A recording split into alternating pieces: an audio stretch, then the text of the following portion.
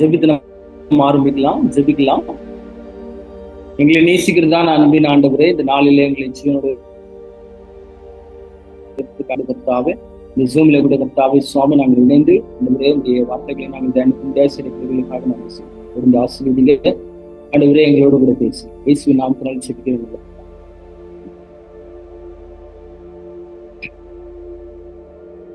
இயேசு கிறிஸ்து நாமத்தினாலே ஜூமில் இணைந்திருக்கிற அனைவருக்கும் வாழ்த்துக்களை தெரிவிக்கிறேன்.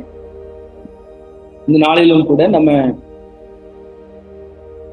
ஒவ்வொரு நாள் ஒவ்வொரு மிஷனரியை குறித்து நம்ம தியானிக்கிறோம். அந்த வரிசையில இன்னைக்கு நம்ம பார்க்கக்கூடிய ஒரு மிஷனரியை அல்லது ஊழியக்காரரை குறித்து பார்த்தா அவர் யாருன்னா ஐரா டி சாமுவேல்.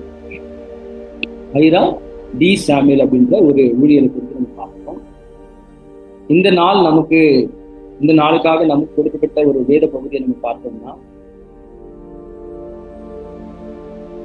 1 சாமுவேல் 17வது அதிகாரம் 41வது வசனத்திலிருந்து 54வது வசனம் வரைக்கும் நம்ம பார்க்கணும். இந்த வசனத்துல பார்த்தோம்னா என்ன நடக்குது அப்படின்னா, நமக்கு எல்லாம் ஒரு ரொம்ப பிரபலமா அல்லது நம்ம ரொம்ப அறிமுகமா இருக்கக்கூடிய ஒரு பகுதி தான். இஸ்ரவேலருடைய வாழ்க்கையில ஒரு பயங்கரமான ஒரு கடினமான ஒரு சூழ்நிலை. பெலிஸ்தர்கள் என்ன பண்றாங்க, யுத்தத்துக்காக அவங்க ஆயத்தமா இருக்கிறாங்க. சோ அவங்க யுத்தத்துக்கு இருக்கும்போது என்ன நடக்குதுன்னா, அவர்களுக்கு விரோதமாய் செல்லக்கூடிய படை பயந்து கலங்கி நிற்கிறாங்க.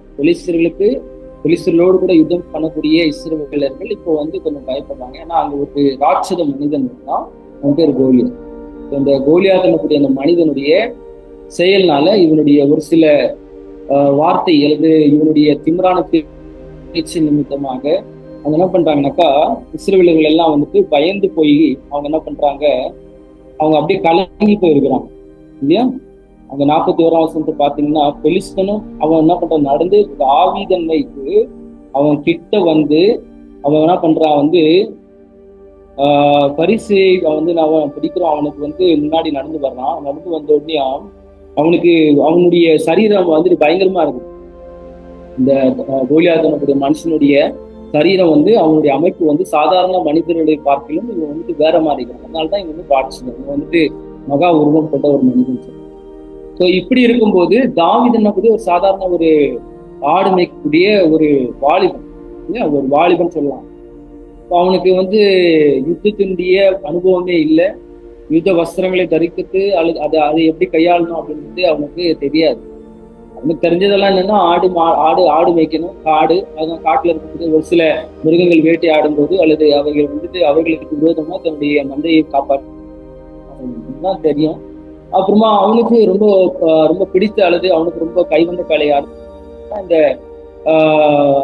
என்னன்னாக்கா உண்டி அடிப்பது அப்படின்னு இல்லையா. உண்டி அடிப்பதுன்னா ஒரு உண்டிகோலை வச்சுட்டு கல்லை வச்சுட்டு அவன் என்ன பண்ணுவான், அடிப்பான். இதுதான் அவனுடைய வாழ்க்கையில அவனுக்கு தெரிஞ்ச ஒரு கலையோ அல்லது ஒரு ஒரு விதமான ஒரு கலைன்னு கூட சொல்லணும். சண்டையிடும் பயிற்சி முறைன்னு கூட சொல்லணும். ஸோ இதுதான் அவனுடைய வாழ்க்கையில வச்சுக்கிறது. இப்போ மற்றவங்களுடைய பார்வையில பார்க்கும்போது தாவீது ஒரு சாதாரணமான ஒரு தோற்றத்தை உடையவனா இருந்தாலும் கூட ஒரு அசாதாரணமான ஒரு செயலை செய்யக்கூடிய ஒரு மனிதனாக இருந்தான். காரணம் என்னன்னா, அவன் கம்ப்ளீட்டா ஆண்டவரை அவன் நம்புறான் இல்லையா. அப்போ ஒரு இடத்துல தாவீது சொல்றாரு, நீ கத்தி அப்புறம் வில்லு கம்பு இதெல்லாம் கொண்டு வர நீ யுத்தத்திற்காக, நான் நீ புறக்கணித்த அல்லது தரைக்குறைவா பேசிய கர்த்தருடைய நாமத்தை கொண்டு நான் என்ன பண்றேன் யுத்தத்துக்கு. அப்போ நம்ம வேதத்தில் நாம் பார்க்கும்போது யுத்தத்திற்காக குதிரைகள் எல்லாம் ரதங்கள் எல்லாம் ஆயத்தமா இருக்கும். ஆனா ஜெயமும் யாரால வரணும், கர்த்தரால வரும். ஜெயம் வெற்றி அப்படிங்கிறது யாரால வரணும், ஆண்டவரால் மட்டும்தான் வரும் அப்படிங்கிறத வேதம் நமக்கு கிடைக்கிறது. இந்த தாவீதுடைய வாழ்க்கை நமக்கு ஒரு சிறந்த எடுத்துக்காட்டு. ஒரு சாதாரண மனிதனா இருந்தாலும் கூட ஒரு அசாதாரணமான ஒரு செயலை அவர் நிகழ்த்தக்கூடிய ஒரு மனிதனா இந்த பகுதியில் இருக்காங்க.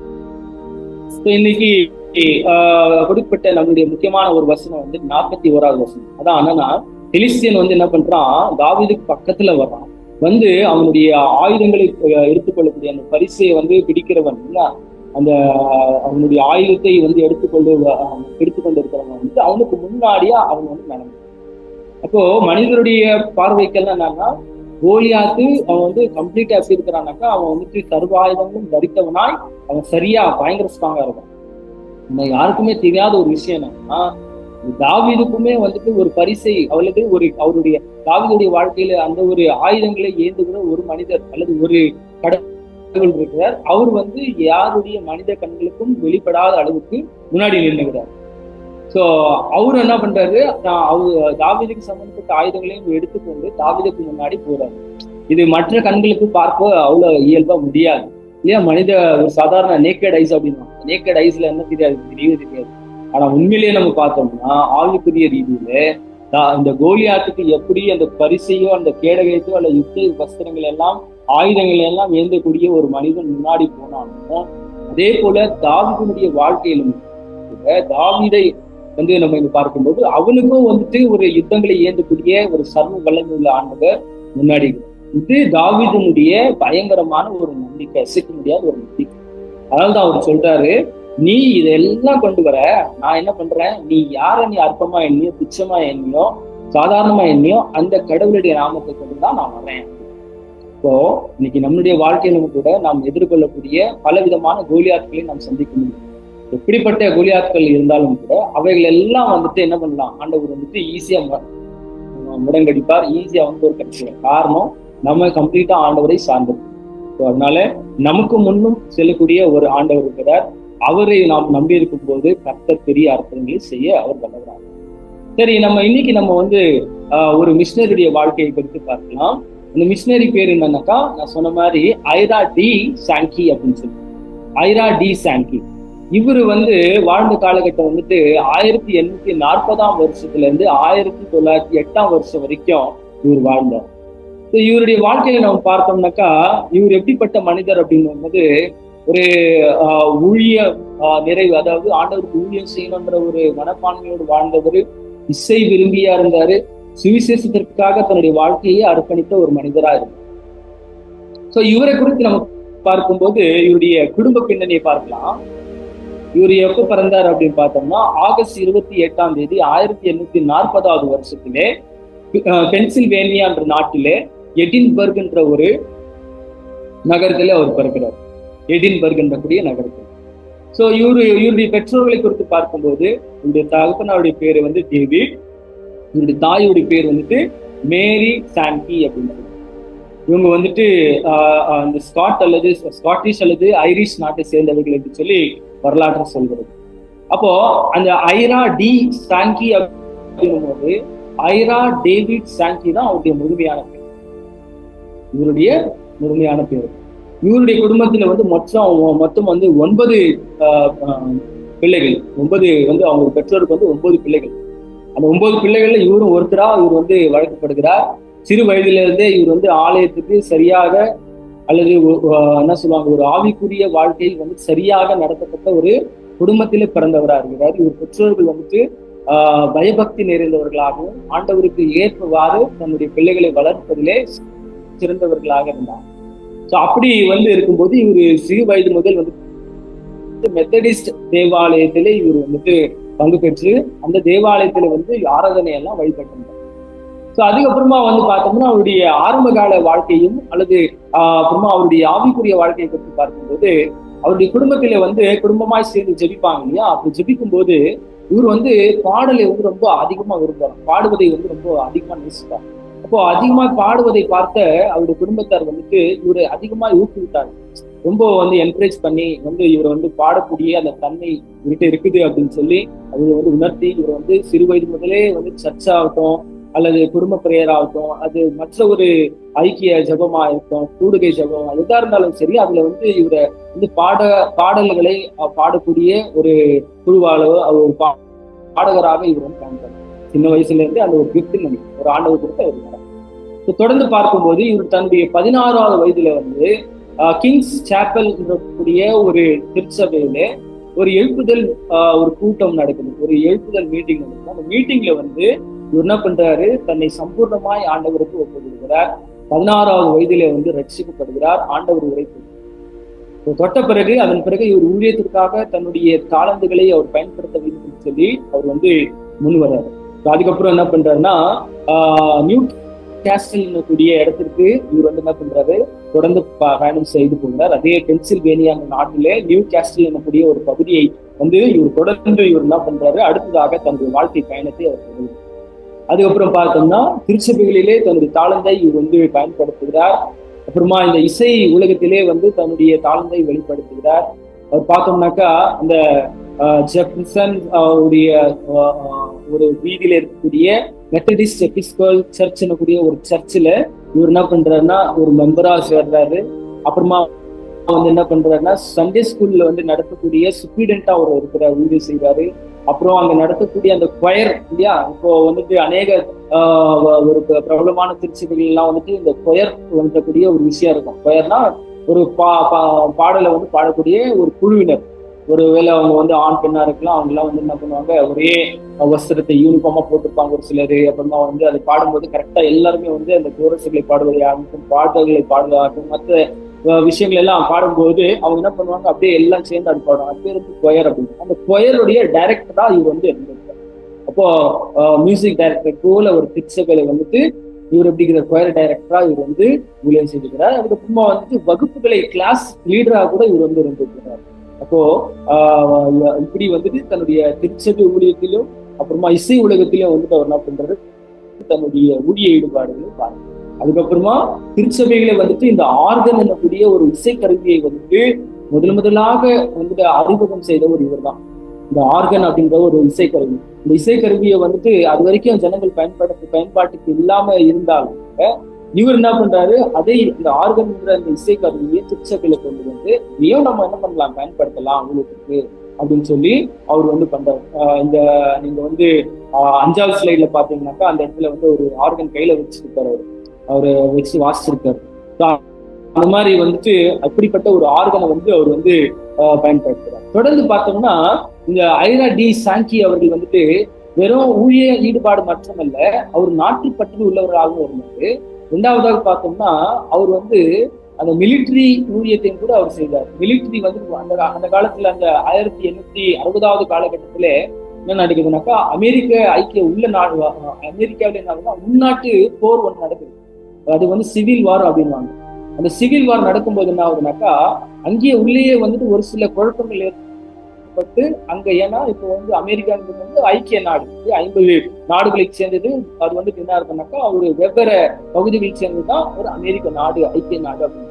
அப்போ அந்த அமெரிக்க ஐக்கிய நாடு ஆவதற்கு முன்பதாக என்ன ஆகுதுன்னா ஒரு இப்படி கருத்து வேறுபாடுகள் நடந்து பல தேசங்கள் எல்லாம் பிரிந்து கிடுகிறாங்க. அப்படி பிரிந்து இருக்கும்போது பல யுத்தங்கள் நடக்கும், உள்நாட்டு கலவரங்கள், உள்நாட்டு யுத்தங்கள் நடக்கும். அப்படி நடக்கும் போது என்ன ஆகுது, இவரு ஐரா டி சாங்கி அவர்கள் என்ன பண்றாங்கக்கா, தான் வந்துட்டு அந்த அந்த இடத்துக்கு வந்து அந்த மிலிட்டரியில வந்துட்டு இவரு வந்துட்டு என்ன பண்றாங்க, நியமிக்கிறாங்க. இந்த வெளிநாட்டுலாம் அமெரிக்கெல்லாம் பார்த்தோம்னாக்கா கம்பல்சரி என்ன பண்ணோம், ஒரு சில ஆண்டுகள் வந்துட்டு மிலிட்டரியில அவர்கள் வந்துட்டு வேலை செய்யணும். இப்படிப்பட்ட குடும்பத்தை சேர்ந்தவர்களா இருந்தாலும் கூட சில ஆண்டுகள் தேசத்திற்காக உழைக்கணும்ன்றது ஒரு கட்டாயம். அப்படி அந்த பேரின் பேர்ல வந்துட்டு இவர் என்ன பண்றாரு, இந்த பென்சில்வேனியா ரெஜிமெண்ட் என்னக்கூடிய ஒரு அந்த இராணுவ இடத்துக்கு, அந்த பட்டாள இருக்கக்கூடிய இடத்துக்கு இவர் போறாரு. அந்த இடத்துக்கு போயிட்டு இவர் என்ன பண்றாரு, இவருடைய வேலை என்னன்னா, இவர் வந்துட்டு அந்த கூட்டத்துல இவருடைய வேலை என்னன்னா சுவிசேஷத்தை சொல்லணும், பாட்டு பாடி ஜனங்களை வந்து ஊக்குவிக்கணும். அதான் இவருடைய வேலை. இவர் போயிட்டு மறுபடியும் வந்துட்டு வேற மாதிரி யுத்தங்கள் பண்ணக்கூடியதெல்லாம் இவருக்கு கொடுக்கப்பட்ட ஒரு வேலை என்னன்னா, ஏன்னா இவருக்கு ஏற்கனவே வந்து பாடல் பாடக்கூடிய ஒரு சிறப்பு அம்சம் இருக்குது. அந்த பாடலை கொண்டே இவர் என்ன பண்ணுவாரு, அவங்களை எல்லாம் தேற்றுவார். இந்த யுத்தம் நடக்கும்போது, யுத்தத்துல காயமடைந்தவர்கள், அப்புறமா வந்துட்டு ஏமாற்றம் தோற்று போயிருக்கிறவர்களை மத்தியில போய் பாடல்களை பாடி அவங்களை வந்து என்ன பண்ணுவாரா, அந்த கேம்ப் மீட்டிங்ல எல்லாம் ஏற்படுத்தி பாடல்களை எல்லாம் அவர் வந்து இயற்றி அல்லது பாடல்களை எல்லாம் பாடி அவங்களை என்ன பண்ணுவாங்கக்கா ஊக்குவிப்பார். மீண்டுமா வந்துட்டு நீங்க போங்க, யுத்தம் பண்ணுங்க அப்படின்றாங்க. அல்லது அவர்களை ஆறுதல் படுத்துவார். பரவாயில்ல, இந்த இழுப்பதை பார்க்கல வந்துட்டு ஆண்டவர் நம்மோடு கூட இருக்கார் அப்படின்ட்டு அவர் ஒரு அப்படி வந்துட்டு ஜனங்களை என்ன பண்ணாருன்னா ராணுவ வீரர்களை ஊக்குவித்தார். அதுக்கப்புறம் அவர் அங்கிருந்து அந்த சர்வீஸ் முடிஞ்ச பிறகு தன்னுடைய குடும்பத்தில் திரும்புகிறார். அவர் 1863ஆம் வருஷத்திலே ஒரு சகோதரியை வந்துட்டு திருமணம் செய்கிறார். தன்னுடைய மனைவியின் பேர் வந்துட்டு ஃபேனி வி எட்வர்ட்ஸ் அப்படின்னக்கூடிய அந்த சகோதரியை திருமணம் செய்கிறார். அவங்களுக்கு அநேக பிள்ளைகள் பிறக்கிறாங்க. அதுல முக்கியமானவங்க வந்து பார்த்தோம்னா டேவிட் என்னக்கூடிய அவருடைய மகன் வந்துட்டு சிறந்த மியூசிஷியனா மாறுறாரு. இது வந்து சரி. ஸோ அதுக்கப்புறம் பார்த்தோம்னா நம்ம அடுத்த ஸ்லைட்ல அந்த 5வது ஸ்லைட்ல பார்த்தோம்னா அங்க வந்து யுத்தம் நடக்கக்கூடிய ஒரு சீனை பார்க்கலாம். தொடர்ந்து வந்துட்டு அவரு ஆர்கனை வந்து வச்சுட்டு அவர் வந்து யூஸ் பண்ற மாதிரி பார்க்கலாம். ஸோ இப்படி அவருடைய வாழ்க்கையுடைய பயணம் அப்படி போகும்போது என்ன ஆகுதுனாக்கா 1867ஆம் வருஷத்துல ஒரு YMCA young men for Christian அப்படின்னு அந்த ஒரு ஊழிய அமைப்பு இருக்குது. அந்த ஊழிய அமைப்பு வந்து என்ன நடக்குதுன்னா அந்த இடத்துல கொஞ்ச நாள் போகும்போது இவரு அந்த அமைப்போடு கூட சேர்ந்து ஊழியத்தை செய்யணும். அந்த பிரசிடென்ட்டை பார்க்குற செக்ரட்டரி பிரசிடென்ட் அவர்களை எல்லாம் பார்த்து அவர்களுக்கெல்லாம் வந்துட்டு அவர்களோடு கூட இணைந்து ஊழியம் செய்யக்கூடிய ஒரு மாபெரும் அரிய வாய்ப்பு கிடைக்குது. அப்படி அவர் செய்யும்போது ஒரு பெரிய ஊழியக்காரராகிய DL மூடி என்னக்கூடிய ஒரு பெரிய ஊழியரை சந்திக்கிறார். 1870ஆவது வருஷத்துல இவர் வந்து சிகாகோ பட்டணத்திலே இவர் என்ன பண்றாரு, அவரை சந்திக்கிறார். அவரை சந்தித்து அவரோடு கூட இவரும் என்ன பண்றாரு, சேர்ந்து ஊழியங்களை செய்கிறார். அப்போ அநேகர் வந்து சொல்லுவாங்கன்னா DL மூடி அவர்களுடைய பிரசங்கமும் ஐரா டி சாங்கி அவருடைய பாடல்களும் சேர்ந்து ஒரு சுவிசேஷ கூட்டத்தை என்ன பண்ணுமா, ஒரு பயங்கரமான அளவுக்கு வந்து கொண்டு போகும். DL மூடி வந்துட்டு அப்படின்னாவே ஒரு பிரசங்கத்துக்கு பேர் புகழ் பெற்றவர். ரொம்ப பயங்கரமான சிறந்த பிரசங்கம் செய்து அநேகரை வந்து ஆண்டவருக்காக ஆதரவு செய்யும். அதே மாதிரி இவரையும் பார்த்தோம்னா சாங்கி அவரு பார்த்தோம்னா இவர் தன்னுடைய அந்த ஒரு பாடல் பாடக்கூடிய அந்த திறமையை கொண்டு அநேக ஆத்துமாக்களை இவர் வந்து ஆயத்தப்படுறார். அதாவது ஐரா டி சாங்கி அவர் வந்துட்டு பாடல்கள் மூலமாக ஆத்துமாக்களை ஆதாயம் செய்யக்கூடிய அந்த தருணத்திற்கு ரெடி பண்ணுவாரு. DL மூடி அவர்கள் தன்னுடைய பிரசங்கத்தின் மூலமாக ஆத்துமாக்களை அறுவடை செய்வார். 2 பேருமே வந்து என்னன்னா பேரலா சரியா அவங்க என்ன பண்ணுவாங்க, பேலன்ஸ் பண்ணி அந்த செய்வாங்க. இதுதான் வந்து வரலாறு சொல்லுகிறது. அதுக்கப்புறம் என்ன பண்றாரு, ஐரா டி சாங்கி அவர்கள் வந்துட்டு தன் குடும்பத்தோடு கூட 1872ஆம் வருஷத்துல DL மூடி அவர்களோடு கூட முழு நேர ஊழியத்திற்கு அவர் அர்ப்பணித்து போறாரு. அதுக்கப்புறம் என்ன ஆச்சு பார்த்தோம்னா அவருடைய ஊழியம் வந்துட்டு தொடர்ந்து வந்து நடக்குது. யுனைடெட் கிங்டம் அந்த இடத்துல வந்துட்டு அந்த தேசத்துல ஊழியம் செய்கிறார்கள். அநேக வந்து கூட்டத்திலே அவருக்கு வந்து ஊழியம் செய்திருக்கிறார். ஏறக்கூடிய 20,000க்கும் அதிகமா இருக்கக்கூடிய பெரிய பெரிய கூட்டத்தில் எல்லாம் மேடைகள் எல்லாம் இவர் பாடி இருக்கிறார் என்று சொல்லி வரலாற்று சொல்லியிருக்காரு. அதுக்கப்புறமா அநேக வந்து தேசங்களை இவர் வந்துட்டு ஊழியத்தின் நிமித்தமாக அவர் வந்து சந்திக்கிறார். ஆஸ்திரேலியா சந்திக்கிறார், UK சந்திக்கிறார், யுனைடெட் ஸ்டேட்ஸை சந்திக்கிறார். பல தேசங்களை சந்தித்து அல்லது அந்த தேசத்திலெல்லாம் போய் நடக்கக்கூடிய கூறுகளில் இவர் பாடல்களை பாடி ஆண்டவருக்காக இவருடைய சிறந்த பாடல் அப்படின்னு சொல்லி பார்த்தோம்னா ரொம்ப ஃபேமஸ் ஆனதுன்னா 99 அப்படின்னு சொல்லி. அப்படின்னா 99 பேர் இருந்தாலும் கூட அந்த தொலைந்து போன ஒரு ஆண்டுக்காக ஆண்டவர் அல்லது அந்த மேய்ப்பன் எப்படி பரிதவித்தாரோ அப்படி ஆண்டவர் வந்து உனக்காக எனக்காக அவர் வந்து இயங்கி கொண்டிருக்கிறார் அப்படின்றது தான் அந்த பாடலுடைய கருத்து. நீங்க ஃப்ரீயா இருந்தீங்கன்னா நீங்க நெட்ல கூட பாடலாம், நீங்க கேட்கலாம். இந்த 99 அப்படின்னு சொல்லக்கூடிய அந்த ஒரு பாடல், அதாவது நீங்க ஐரா டி சாங்கி அப்படின்னு அவருடைய பேரை போட்டு நீங்க கேட்கலாம்.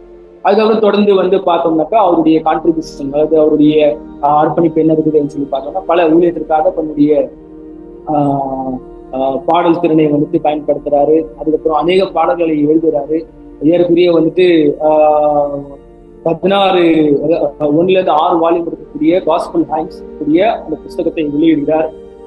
இந்த 6 வால்யூம் இருக்கக்கூடிய அந்த வால்யூமை வந்துட்டு அவர் வந்து வெளியிட்டு அநேகரை அவர் சந்திக்கிறார். அதுக்கப்புறமா வந்துட்டு தன்னுடைய ஆதாயத்தை வந்துட்டு ஊழியத்திற்கு என்று அவர் செலவழிக்கிறார். விசேஷமா YMCA என்ற ஊழியத்திற்கு அதிகமா அவர் வந்து ஈடுபடுறார். ஏன்னா அந்த ஊழியத்தின் நிமித்தமாக, அந்த கூடுகை நிமித்தமாக தான் இவர் ரட்சிக்கப்பட்டார். அதனால ஆண்டவருக்கு நன்றி செலுத்துகிற வண்ணமாக பல ஆயிரக்கணக்கான பணத்தையும் அவர் வந்துட்டு அவர் என்ன பண்ணார், டொனேட் செய்தார் அப்படின்னு சொல்லி நம்ம பார்க்க முடியும். அதன் பிறகு வந்துட்டு பல தேசத்திற்கு அவர் செல்கிறார்.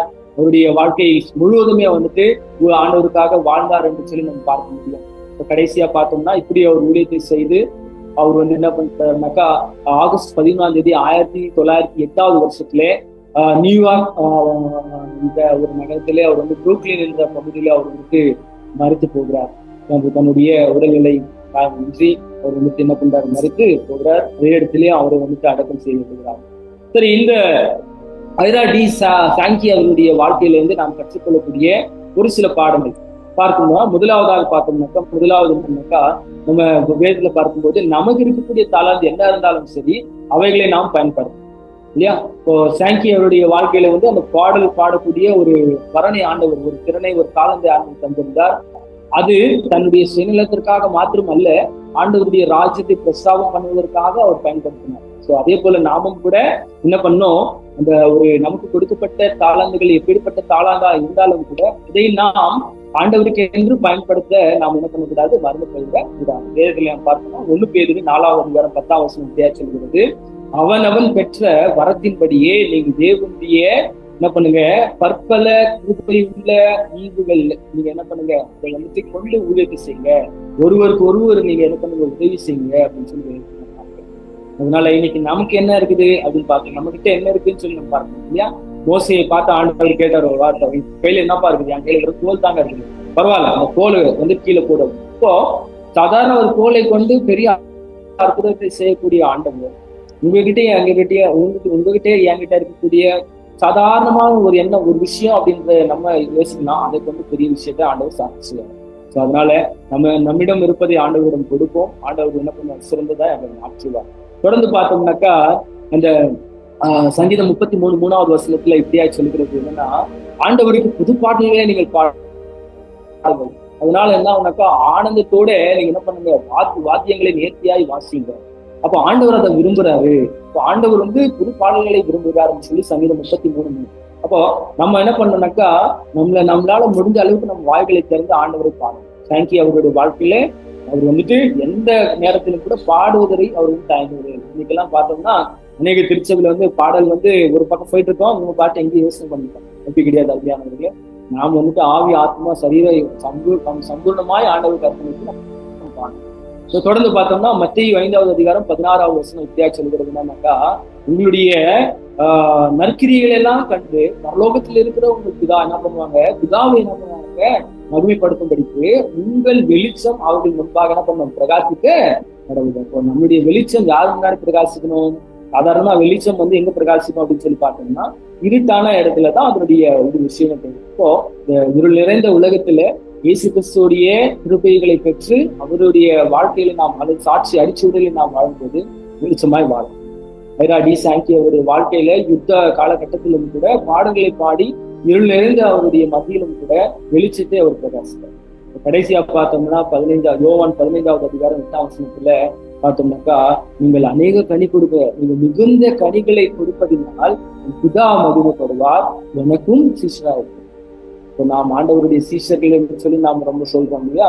அப்போ நம்ம சீஷர்கள் அப்படின்னும் போது நம்முடைய வாழ்க்கையில நமக்கு இருக்கக்கூடிய ஒரு விஷயம் என்னன்னா, நம்ம வந்து கனிகளை கொடுக்கணும். கனி எனக்கு மட்டும் இல்லை, நான் கனி கொடுப்பதினால யாருக்கு பிரயோஜனம் அப்படின்னாக்கா, வந்து முதலாவது வந்து ஆண்டவருக்கு நான் வந்து சாட்சியா நிற்கிறேன். 2வது என்னை சுற்றி இருக்கிறவங்களே அந்த கனியை அவருக்கு தருவாங்க.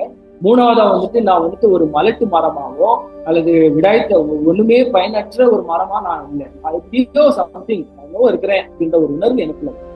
அதனால நீங்களும் நானும் நமக்குள்ள இருப்பதை, நம்ம கிட்ட இருக்கிறத ஆண்டவர்கிட்ட கொடுப்போம். ஆண்டவர் சிறந்த முறையில அவர்களை ஆசீர்வதித்து மீண்டுமாக நமக்கு தருவாங்க. அதனால தலைகள் தாழ்த்து நம்ம செபிக்கலாம். எங்களை நேசிக்கிறதான அன்பின் ஆண்டவரே, இந்த காலை வேளையில கர்த்தாவே ஐராடி சாங்கி அவர்களை குறித்து நாங்கள் ஆண்டவரே தியானித்தோம். ஆண்டவரே அருமையான ஆண்டவரே மகன் ஆண்டவரே சுவாமி தன்னுடைய வாழ்நாள் முழுவதும் முக்கிய பாடல்கள் பாடி அநேக ஆத்மாக்களே அறிவிச்சிருக்கார்.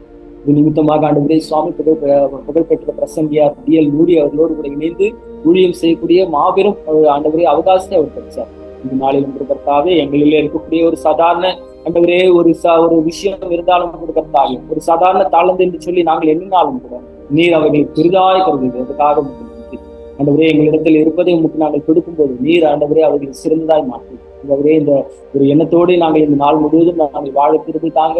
ஆண்டவரே ஐராடி சாங்கியை போல, ஒரு தாவீதை போல ஆண்டவரே சுவாமி நாங்களும் கர்த்தாவே உமக்கென்று உண்மை மாத்திரமே முன்னு வைத்து நாங்கள் எங்களுடைய வாழ்க்கையில ஓட்டத்திற்கு தர முடியாது ஒரு கருத்தில் விட்டுக் கொடுப்போம். ஆண்டவர் யோவான் 15:8 சொல்லுகிறவங்க நாங்கள் அநேக மிகுந்த கனிகளை கொடுக்கணும், அநேக கனிகளை கொடுக்கணும் சுவாமி. அதனால ஆண்டவரே எங்களுக்குள்ள இருக்கக்கூடிய ஆண்டவரே சுவாமி கனியற்ற வாழ்க்கையை நீர் மாற்று, கனி நிறைந்த வாழ்க்கையை நீர் மாற்ற வேண்டும் என்று கருத்தில் நீர் தொடர்ந்து ஆசீர்வதிங்க. எங்களுக்கு கேள்வி சாப்பிடுங்க கருத்தில் எடுத்துக் கொடுக்கிறோம். எங்களுடைய டைரக்டர், டெப்யூட்டி டைரக்டர், அவருடைய குடும்ப வளாகத்துக்காக ஸ்பான்சர் உணர்வுகளுக்காக இந்த கருத்தில் ஆசீர்வதிங்க. இந்த ஜூம் வழியாக இணைந்த ஒவ்வொரு பாஸ்டர்களுக்காக, ஒவ்வொரு ஊழியர்களுக்காக, உங்களுடைய பிள்ளைகளுக்காக அனைவரும் இந்த கருத்தில் வருகிறேன். நீர் ஆசீர்வதிப்பீராக. தேவைகளை சந்துங்க. நாள் முழுவதும் கேட்ட வார்த்தைகளை கொண்டு நீர் ஆசீர்வதித்து வழிநடத்த வேண்டும் என்று இந்த காலத்தில் விசேஷமாக ஆண்டவரே சுவாமி அப்பா ஆண்டவரே இந்தியா பாகிஸ்தானுக்காக ஜெபிக்கிறேன். இந்த யுத்தங்களை எல்லாம் ஒரே பண்ணுங்க. சமாதானத்தெல்லாம் நீர் ஆண்டவரே ஆட்சி பெறுவதையாக ஜெபிக்கிறோம். உடம்பு ஆசீர்வதிங்க ஆண்டவரே. எங்களுக்கு தேவையா இருக்கிற திருதியை தொடர்ந்து வழங்க வேண்டும் என்று இந்த கருத்தில் ஒப்புக் கொடுத்து இயேசு கிறிஸ்துவின் நாமத்தினால ஜெபிக்கிறேன். எங்கள் ஜீவனில் நல்ல பிதாவே. ஆமென்.